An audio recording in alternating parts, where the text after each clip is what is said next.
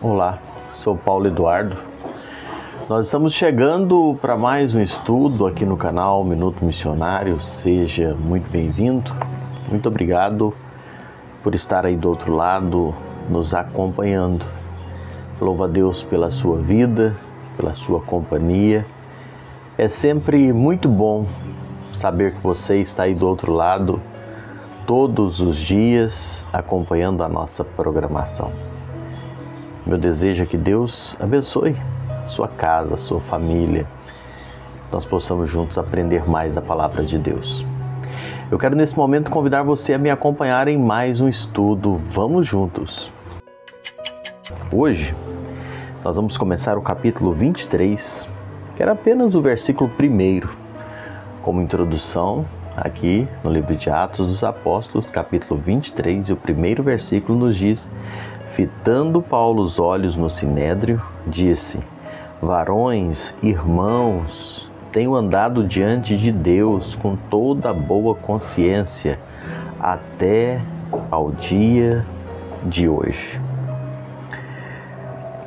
Os capítulos 23 e 24 de Atos dos Apóstolos traz o julgamento de Paulo em Jerusalém e Cesareia. A multidão que prendeu Paulo, ela estava furiosa. O comandante romano estava confuso. Aquele comandante precisava saber com exatidão o que causou a prisão de Paulo, os verdadeiros motivos que os judeus estavam acusando Paulo. Versículo 30 do capítulo 22 traz isso para nós. Eles tentaram interrogar a multidão, mas não obtiveram respostas. Capítulos 33 e 34, versículos 33 e 34 do capítulo 21. Tentou usar a tortura com Paulo, mas você deve lembrar, nosso último estudo, mas a cidadania romana de Paulo não permitiu. Versículos 24 e 25 do capítulo 22. Ele então opta pelo terceiro método, levar Paulo perante o Sinédrio, capítulo 30, versículo 30 do capítulo 22. O cerco contra Paulo vai se agravando e agora Paulo vai ter que comparecer, por ordem do comandante romano, diante do tribunal judaico. Esse tribunal que era muito hostil, o mesmo que havia julgado Jesus, o mesmo que havia condenado Jesus à cruz, a Estevão também, à morte por apedrejamento. Paulo vai comparecer diante deles e Paulo sabia que não iria poder contar com a justiça deste tribunal.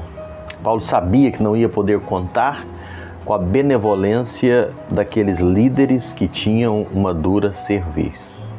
Então Paulo comparece diante deles e, como nós lemos no primeiro versículo, Paulo vai apresentar a sua defesa. O Sinédrio foi convocado, Paulo se apresenta diante deles, eram 71 membros do Supremo Tribunal dos Judeus. Paulo está diante desses homens. O Sinédrio, eles eram responsáveis por interpretar e aplicar a lei judaica em questões de sua nação, que poderia, eles tinham autoridade para julgar aqueles que transgrediam a lei judaica. Então, alguns pontos aqui no início desse capítulo 23 merecem a nossa reflexão. E o primeiro deles nos chama a atenção a forma com que Paulo se apresenta diante daquele tribunal, como eu disse, hostil, que já havia condenado, o que nós temos no relato bíblico, né? Jesus, Estevão e dezenas de outros que não fazem parte do compêndio das Escrituras. E Paulo chega diante deles e Paulo usa a expressão bem interessante, de forma bem cordial, não é? Paulo começa dizendo: varões, irmãos. Paulo se dirige a esse concílio, esse magno concílio dos judeus, chamando seus membros cordialmente de varões e irmãos. Paulo amava o seu povo. Capítulo 9 de Romanos, versículo 3, Paulo deixa isso muito claro. Paulo amava o seu povo. Paulo, ele tinha respeito pelos seus líderes. Olha a forma com que Paulo chega diante daqueles homens que incitavam para que ele fosse morto. Em vez de assacar contra eles palavras acusatórias, Paulo trata-os com urbanidade, com respeito. Por outro lado, Paulo se coloca também em pé de igualdade com os membros do tribunal, ao chamá-los de irmãos.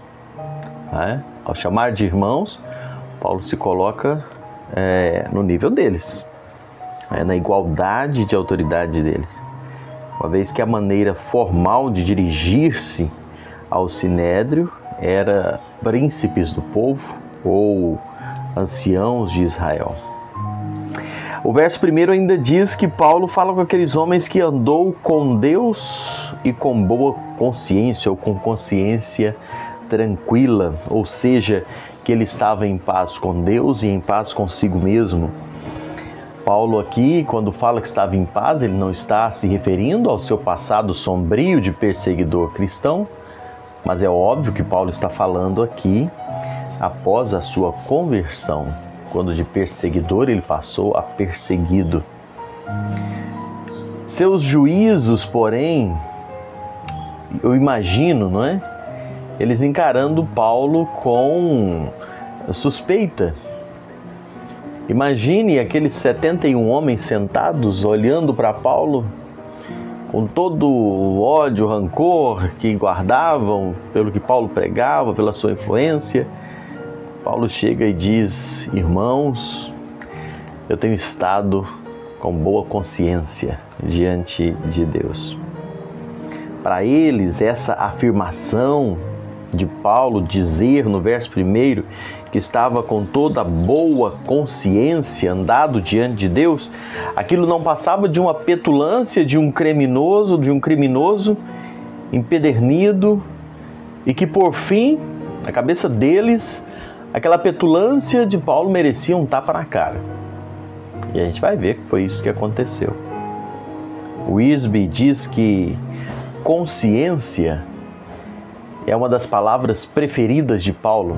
E de fato, se nós observarmos nas Escrituras, ele emprega 2 vezes no livro de Atos essa palavra consciência, aqui no capítulo 23, verso 1, e lá no capítulo 24, verso 16. E Paulo ainda faz uso da palavra consciência nas suas epístolas 21 vezes. O termo consciência significa conhecer com ou saber em conjunto com. A consciência, ela é o juiz, ou podemos dizer a testemunha interior, que aprova quando fazemos o que é certo e reprova quando fazemos o que é errado. Romanos 2:15 fala isso. A consciência não determina padrões, a consciência aplica simplesmente.